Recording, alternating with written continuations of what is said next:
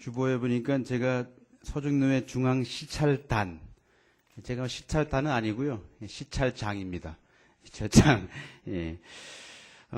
제가 어렸을 때 20대 뭐 한 중반쯤 된 것 같아요. 그때 YMCA 머리 깎으러 왔다가 제가 처음 옵니다.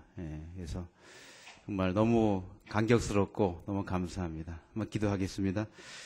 하나님 아버지, 오늘 이 귀한 날 또 이 귀한 장소에 와서 하나님 앞에 예배하며 말씀을 또 선포하게 하심을 감사합니다. 이 시간 성령께서 우리 마음을 주장하시고 계시의 영을 허락해 주시옵소서. 예수님의 이름으로 간절히 기도하옵나이다. 아멘. 얼마 전 인터넷 신문을 보니까 우리나라에 1등 하는 그런 제품들이 있더라고요. 선박 수주율 전 세계 1위입니다.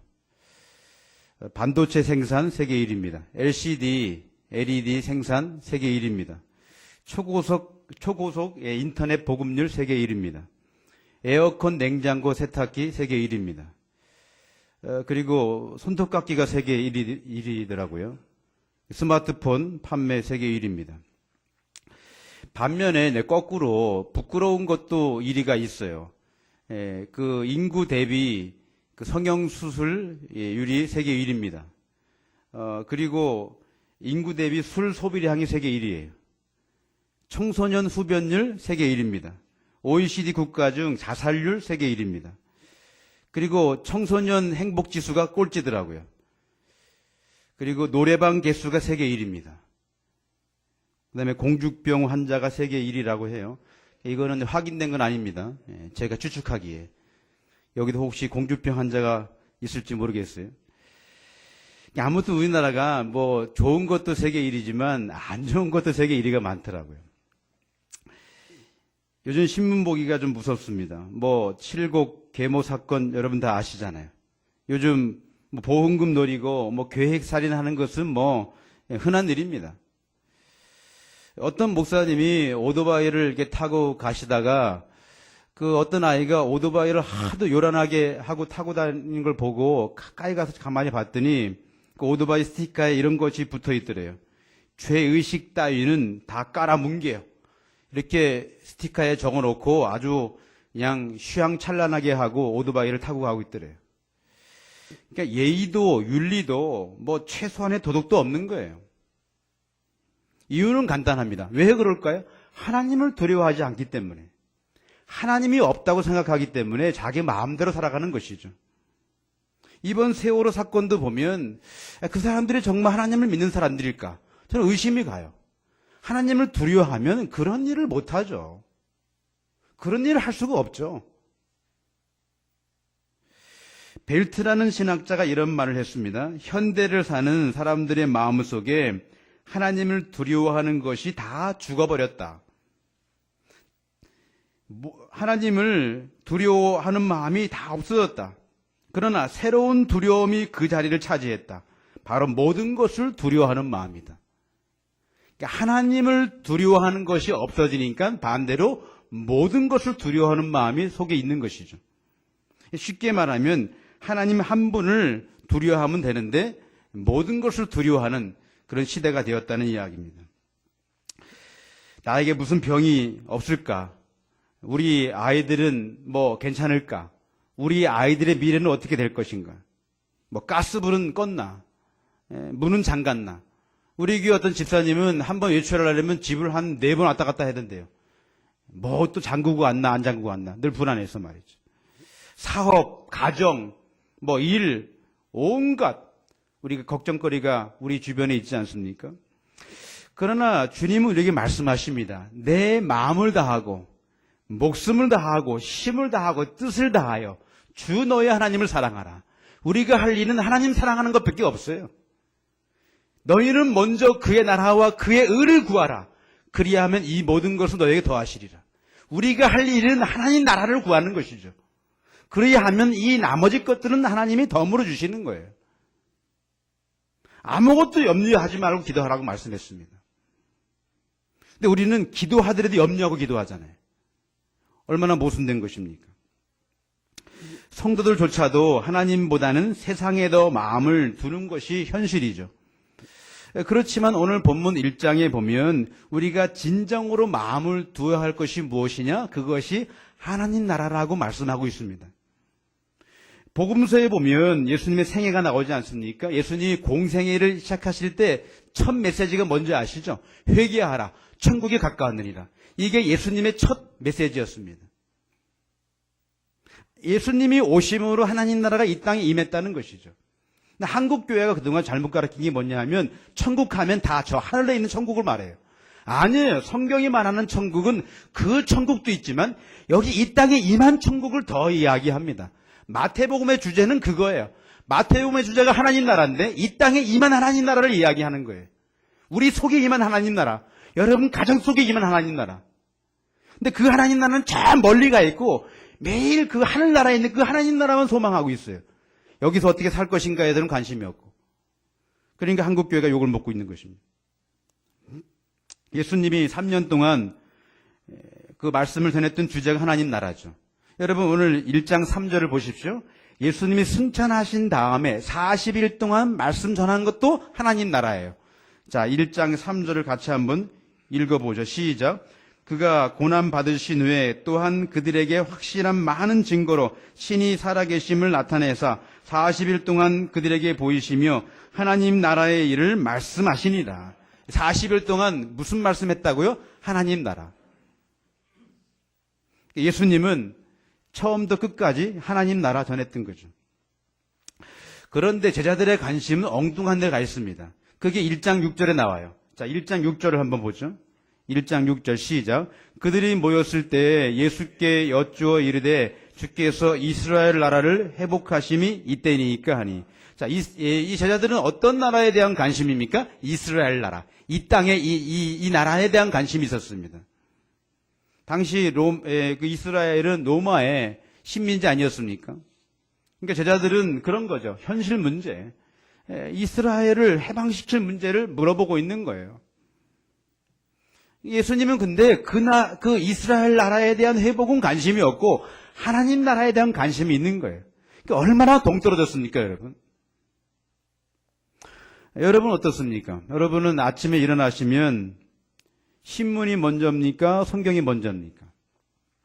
아침에 일어나시면 두 손 모아 기도를 하십니까? TV 리모컨입니까? 제가 우리 교회에 물어봤더니 대답이 없어요. 당연히 신문 보죠. TV 리모컨이 먼저죠. 그만큼 우리는 사실 현실 문제에 민감해요. 요즘 세월호가 약간 이제 좀 시간이 지나니까 뭐 신문에 요즘은 이제 뭐 선거가 나오기 시작하더구만요. 뭐 정치 문제 우리에게 관심 많죠. 정치를 잘못하면 우리가 행복할 수 없고 나라가 망하기 때문에 뭐 정치 문제 우리 관심을 가져야 합니다. 뭐 경제 문제 시급하죠. 환율이 조금만 떨어져도 뭐 수출이 망했다고 난리 아닙니까? 자녀 문제 심각하죠. 솔직히 믿음보다 시험이나 대학 문제가 더 시급하지 않습니까? 우리 교회만 하더라도 중간고사가 있는 날에는 애들이 안 나와요. 잘. 아무리 제가 떠들어도 안 나와요. 시험이 먼저니까. 부부 문제, 사업, 건강, 직장, 성공의 문제 다 우리에게 중요하죠. 그렇다고 제가 현실 문제가 다 속된 것이라고 이야기하는 것은 아닙니다. 우리가 현실과 동떨어진 삶을 살 수가 없죠. 그럼에도 불구하고 예수님은 현실 문제보다 하나님 나라를 더 관심을 갖고 갈망하라고 지금 말씀하고 있습니다. 예수님이라고 병든 사람, 가난한 사람, 이스라엘의 현실의 문제를 모르셨겠습니까? 그 문제보다 시급한 것이 하나님 나라다라고 지금 말씀하고 있는 것이죠. 우리가 현실 문제에 너무 집착해버리면 교회가, 파라처치가 너무 현실 문제만 가지고 씨름하면 우리가 변질될 가능성이 커요. 우리가 하나님께 쓰임받지 못할 가능성이 큽니다. 우리에게 스스로 자문해야 합니다. 나는 세상 나라를 위해 살고 있는가? 하나님 나라를 위해 살고 있는가? 저는 감히 말씀드립니다. YMCA가 존재하는 이유, 100년 전에, 110년 전에 이 땅에 하나님이 세우신 목적, 아니 170년 전에 영국의 작은 방에서 시작한 이 YMCA의 그 존재하는 목적, 저는 하나님 나라에 있다고 생각합니다. 그 어떤 것도 없어요. 하나님 나라예요. 교회도 마찬가지고요. 성도 한 사람 한 사람 마찬가지고요. 성경은 이 땅에 임한 하나님 나라, 그래서 우리 모두가 하나님 나라가 완성되는 그날까지 이 하나님 나라 확장을 위해서 헌신할 것을 요구하십니다. 교회든 파라처치든, 예? 문화사역, 구제사역, 사회봉사, 방과후 활동, 스포츠 다 좋아요. 다 좋지만 하나님 나라 비전이 빠지면, 복음이 빠지면, 예수의 생명이 빠지면 아무 의미가 없습니다. 그거는 그냥 사회운동에 불과한 거예요. 우리가 오늘 읽은 사도행전에 보면 온통 하나님 나라로 가득 차 있습니다. 바울을 보십시오. 바울은 군인이든 귀족이든 노예든 헬라인이든 로마인이든 어떠한 사람에게든 나중에 보면 왕, 총독에까지 복음을 전하지 않습니까? 베드로를 보십시오. 여러분, 베드로가 결혼해서 가정이 있었던 사람입니다. 그런데 성경에 보면 베드로가 가정 때문에 발목 잡힌 일이 한 번도 없어요. 베드로가 가정에 충실하고 생업도 열심히 했을 것입니다. 그런데 베드로의 우선순위는 하나님 나라였어요. 스데반 역시 평신도였지만 돌에 맞아 죽으면서까지 하나님 나라를 전파했던 것을 보게 됩니다. 물론 우리가 오늘날 스데반처럼 바울이나 베드로처럼 순교하는 시대는 아니에요. 예수 믿다가 고난받는 시대는 아니죠. 자, 그럼에도 불구하고 우리는 일상의 생활 속에서 얼마든지 하나님 나라를 전파할 수가 있습니다.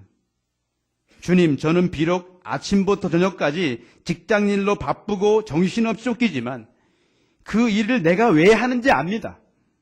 가정을 책임지는 무거운 짐이 내게 있지만 내가 가정을 책임지는 이유가 있습니다. 하나님 나라입니다. 내가 사는 목적이 하나님 나라와 하나님의 의를 구하는 것입니다. 이런 목적을 가지고 산다면 이 사람은 사도행전을 이어가는 사람입니다. 저는 사도행전을 보면서 하나님 나라를 능력 있게 전하기 위한 세 가지 도구가 있다고 생각을 합니다. 첫 번째 도구는 예수의 이름입니다. 요한복음 1장 12절에 영접하는 자, 곧 그 이름을 믿는 자들에게는 하나님의 자녀가 되는 권세를 주셨다고 했어요. 예수의 이름이 우리에게 구원을 주십니다. 누가복음 24장 47절에 또 그의 이름으로, 예수의 이름으로 죄사함을 얻게 하는 회개가 예루살렘으로부터 시작하여 모든 족속에게 전파될 것을 기록하였으니, 이 말씀대로 베드로가 예수의 이름으로 복음을 전할 때 3,000명, 5,000명이 회개했습니다. 사도행전 3장 6절에 베드로가 성전 문 앞에 구걸하는 40년 된 안진뱅에게 이렇게 외치죠. 은과 금은 내게 없거니와 내게 있는 이것을 내게 주노니 나사렛 예수의 이름으로 일어나 걸어라. 이 말이 떨어지자마자 이 안진뱅이가 일어나서 걸었습니다. 여러분, 예수의 이름에 이런 놀라운 능력이 있습니다. 요한복음 14장 13절에 너희가 내 이름으로 무엇을 구하든지 내가 시행하리라. 요즘 서구 사회에서는 기도할 때 예수님의 이름으로 기도하지 않아요. 그냥 아멘 합니다. 잘못된 기도예요. 예수님의 이름으로 기도해야 돼요. 우리의 기도의 중보자는 오직 예수님 한 분뿐이십니다. 아멘도 안 하네. 예? 우리의 기도의 중보자는 예수님 한 분뿐이십니다. 우리가 월요일마다 기도하는 것이 그렇게 중요한 거예요. 여러분, 매주일 예배 드리니까 때로는 지루할 수도 있을 거예요. 그렇지만 이 예배 시간에 예수의 이름으로 기도하는 것이 얼마나 중요한지를 우리가 알아야 합니다. 제가 이 귀를 좀 후비는 이 잘못된 습관이 있어요. 그래서 제가 틈만 나면 그 휴지를 돌돌 말아가지고 귀를 후비는데, 귀를 후빌 때마다 그렇게 기분이 좋아요. 그래서 지금도 후비는데 언젠가는 이게 사고 날 것이다 했는데, 그만 지난주에 귀를 후비다가 이걸 건드려가지고 여기가 퉁퉁 벗었어요. 너무 아파가지고 어떻게 할 수가 없더라고요. 주일날 예배를 인도해야 되지, 또 월요일서부터 또 이제 YMCA 와야 되지. 이게 아프니까 말을 못할 정도로 너무 아팠는데 병원에 갔더니 한심하다고 의사가 저를 쳐다보더라고요. 아니, 나이가 몇 살인데 지금도 귀를 후비고 있냐고. 도저히 막 아파가지고 견딜 수가 없어요. 약을 먹어도. 그래서 안 되겠다 싶어서 밤새도록 여기를 자꾸 기도했습니다. 토요일날. 다음날 주일날 예배를 드려야 되니까. 이게 시급하잖아요. 입을 열 수가 없어요.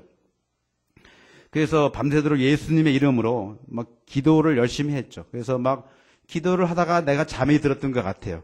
근데 아침에 일어나 보니까 깨끗이 났어요.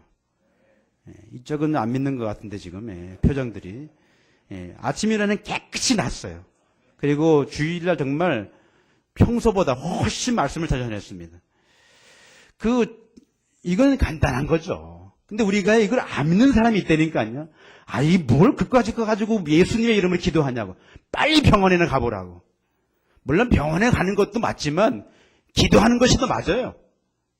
기도하고 병원에 가도 돼요. 우리가 예수님의 이름으로 기도해야 됩니다. 예수의 이름에 권세가 있습니다. 우리 YMCA 제가 홈페이지에 들어가서 보니까 사역들을 다양하게 하시더라고요. 너무 귀한 사역을 하시더라고요. 예? 우리 청소년들에게 예수님의 이름의 권세를 가르쳐 주세요.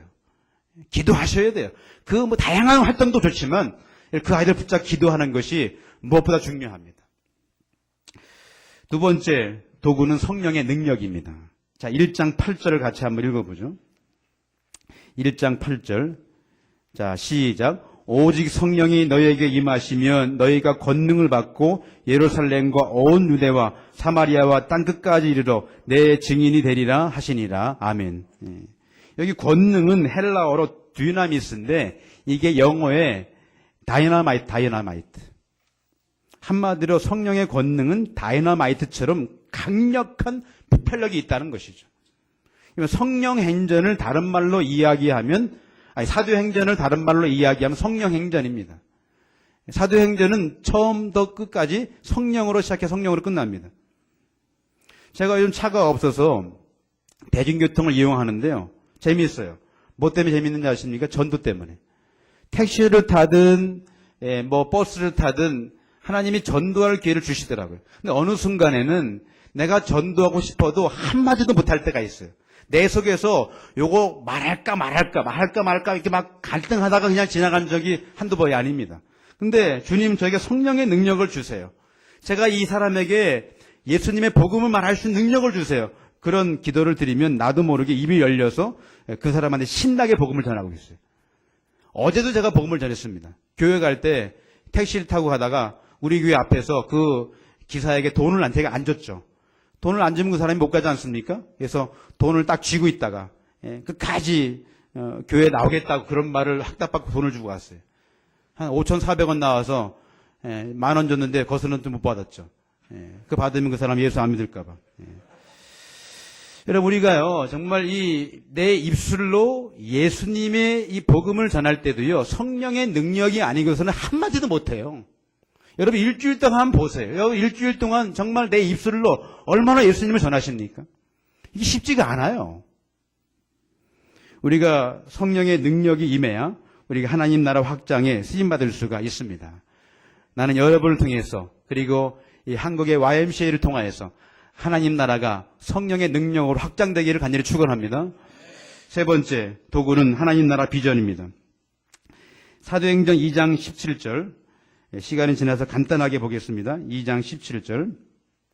자, 2장 17절을 같이 읽습니다. 시작. 하나님이 말씀하시기를 말세에 내가 내 영을 모든 육체에 부어주리니 너희의 자녀들은 예언할 것이요 너희의 젊은이들은 환상을 보고 너희의 늙은이들은 꿈을 꾸리라. 여기 꿈, 환상, 예언이 한마디로 한다면 비전이에요. 비전은 보는 것이죠. 하나님 나라 비전을 바라보면 하나님이 그 비전을 이룰 수 있도록 능력을 허락해 주십니다. 로마서 8장 5절에 영을 쫓는 자는 영의 일을 생각한다 그랬어요. 주기도문에도 하나님의 뜻이 하늘에서와 같이 땅에서 이루어지기를 소망했습니다. 비전이죠. C.S. 루이스는 하늘을 겨냥하라. 그러면 땅을 덤으로 얻을 것이다. 땅을 겨냥하라. 그러면 아무것도 얻지 못할 것이다. 우리가 하늘을 겨냥하고 하나님 나라 비전을 바라보고 나가면 하나님께서 땅을 주신다고 말씀했어요. 필요한 거 주님이 주십니다. 우리가 땅을 너무 이렇게 바라보고 땅만 추구하면 아무것도 얻지 못하지만 현실에 문제가 있다 할지라도 하나님의 비전을 보고 나가면 그 비전을 이룰 수 있도록 땅의 것을 주님이 허락하신다고 말씀했습니다. 제가 이 간증을 하면 얼마든지 할 수가 있어요. 말씀을 마무리하겠습니다. 하나님 나라 비전과 꿈을 꾸고 달려가십시오. 그러면 주님께서 그 꿈을 이룰 수 있도록 모든 것들을 허락해 주실 것입니다. 하나님 나라는 이미 임했지만 아직 완성되지 않았습니다. 하나님 나라는 아직과 이미와 아직 사이에 있어요. 우리 그 사이에서 하나님 나라 확장에 대한 비전을 하나님 주신 것이죠. 그 나라가 완성되기까지 말이죠. 우리가 주님의 이름과 성령의 권능과 하나님의 비전, 하나님 나라의 비전을 품고 나아갈 때 하나님은 이 하나님 나라 확장을 위해서 우리가 쓰임받도록 하실 것입니다. 한국 IMCA가 하나님 나라 확장과 그리고 완성을 위해서 쓰임받는 역사가 있기를 주님의 이름으로 간절히 축원합니다. 하나님 아버지, 우리 모두가 하나님 나라 완성을 위해서 쓰임받게 하시고 이 일을 위해 달려가는 우리 모두가 되게 하여 주시옵소서. 예수님의 이름으로 간절히 기도하옵나이다.